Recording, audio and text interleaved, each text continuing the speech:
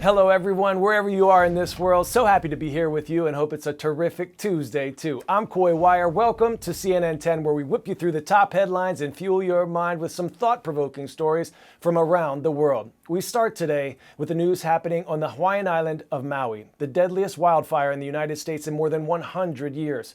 Lahaina, an area on Maui known for its historic city center, was almost entirely destroyed, and the devastation is so bad it looks like a war zone. Flames have destroyed many of the homes and businesses, and emergency workers are racing against time to rescue missing people. When we recorded our show, nearly 100 people had died from the wildfires, and there were warnings that that number could increase in the coming days.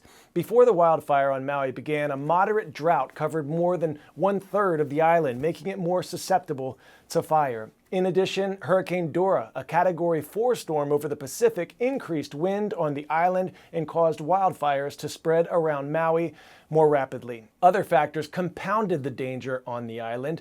Roadblocks forcing fleeing drivers onto one narrow downtown street. This created a bottleneck of traffic that was quickly surrounded by flames on all sides. And when the fires began, emergency sirens that were created to warn people to seek shelter and evacuate from the flames, well, they didn't sound. Instead, local government used a series of social media posts that reach a smaller number of people. The state is now going to launch a formal review to try to figure out why the emergency sirens were not activated, especially because they were created for these types of circumstances. There will be an estimated $6 billion in damage. Thousands of people have been evacuated or displaced, some having lost everything. Search CNN Impact Your World for more information on how you can help. We'll continue to keep you updated right here on CNN 10. Let's go now to Chief Climate Correspondent Bill Weir, who's on the ground in Maui. The trees that you guys see behind you right here, this was all from the tornado that came through. That's crazy. No, we've never even seen a tornado in Hawaii. In a place so familiar with weather extremes. Wow, it's crazy. Maui locals have never seen anything like the firestorm that obliterated Lahaina. We just saw a little smolder of smoke, and we're like, oh, the house had survived, and now there's a little brush fire, and then within 5 minutes the whole thing was engulfed. It went up in flames. Really? There's nobody there to put anything out. We're just pulling into Lahaina now, just getting our first glimpse at this town after hearing these nightmare stories. And it is worse than you can imagine. It looks like a World War II set, like a bomb went off here. Just utter scorched devastation everywhere, melted boats in the harbor. What was once the capital of the Kingdom of Hawaii and one of the most well-preserved towns in the nation is ash, including Bill Weiland's famous art gallery. And he says he escaped the flames on his Harley Davidson, riding around evacuees trapped between fire and ocean. Had I took the car instead of motorcycle, I'd probably been with everybody else jumping in the water. It was flames were shooting over the top, coming at. I didn't even want to look behind me because I knew they were behind me. And there's nowhere to go. You're pinned between Just pinned, and that's fire what happened. and the ocean. That's what happened to all the people, I think, is all those cars that were sitting waiting for someone to move in front of them. No one was moving anywhere. You were dead in the water.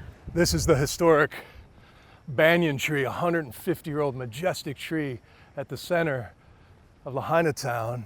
It looks like it may have survived. It needs water desperately to survive right now. But for the locals who are coming down and looking at the damage, this is such a sign of hope that maybe their iconic tree will have lived when so much else is gone here. But the history can never be replaced. Right here, this is the first hotel in Hawaii, the Pioneer Hotel, Pioneer Theater.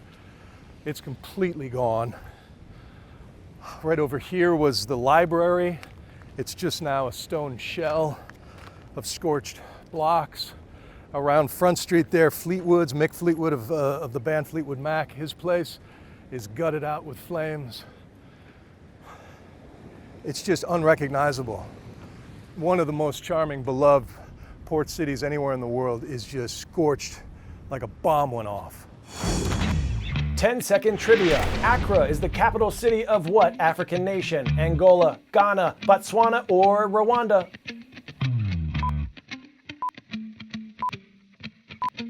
Answer is gonna be Ghana, located in Western Africa, translating to Warrior King. Let's travel to Ghana now to meet one of our CNN heroes. After watching many family members and neighbors struggle with access to basic health care, they decided to make it their life's mission to bring medical care to remote communities in Ghana through his doctor's office on wheels. Now, their Hope Health van has served more than 4,000 people in the community. In Ghana, many people don't have access to health care. We've designed the van like a clinic. When we are traveling, especially in long distances, there's a lot of potholes. There have been a lot of times where our car got stuck in the mud. This is our daily experience. Sometimes because of the poor network, we can get out home as late as 12 a.m.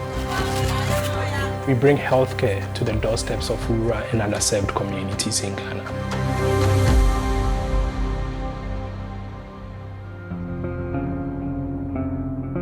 I grew up in a very small community in Ghana. We grew up where people had to walk several miles to go to the nearest hospital, which is located in the urban areas.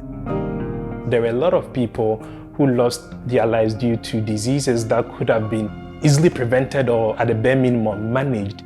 Early screenings wasn't an option for us. I lost my grandmother and my auntie. My grandmother was a very big part of my life.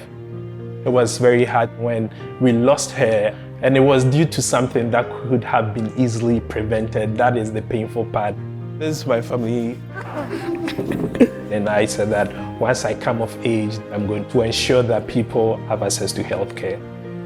I took my education very seriously. So in 2016, I got a scholarship to study at Cornell and really learned about how diseases affect the human body.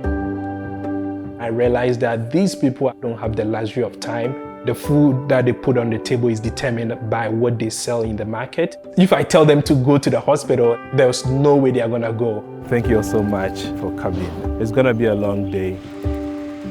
So then I had to think, like, how do I bring healthcare to them? And that was the birth of the mobile health van.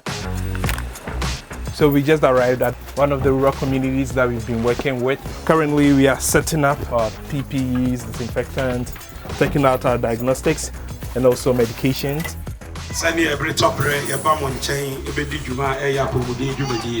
90 to 95%, everyone that comes through has one health issue or the other. And the first person they meet is our operation director. So he will collect the demographics like name, age, and then the person will move on to the nurse. The nurse will collect the vitals. And once the nurse is done, the patient will move on to the doctor. We've been to communities where they haven't seen a doctor before, literally. They haven't been to the hospital before, seeing how the moms, the fathers, the grandmothers, the children are really excited and really grateful. Words cannot describe the feeling that you get providing care for someone who otherwise wouldn't be alive if your mobile health van wasn't there.